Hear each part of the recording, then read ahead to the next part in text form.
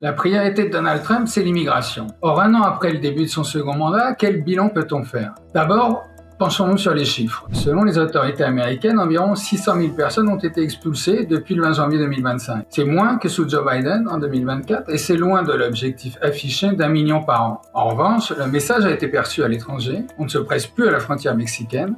Le calme est revenu dans cette région dépassée par les événements ces dernières années. Ensuite, il y a les méthodes. Donald Trump a envoyé la police de migration, la fameuse ICE, sur le terrain, surtout dans les villes démocrates. Los Angeles, Chicago, Atlanta. La cible maintenant, c'est Minneapolis, où la mort d'une Américaine suscite émotion et mobilisation. Alors ICE, c'est pas une nouvelle police. Elle a été créée par George Bush après les attentats du 11 septembre 2001. Mais les méthodes, elles, sont nouvelles. Visage masqué, voiture pas toujours identifiée, interpellation à la sortie des tribunaux, etc.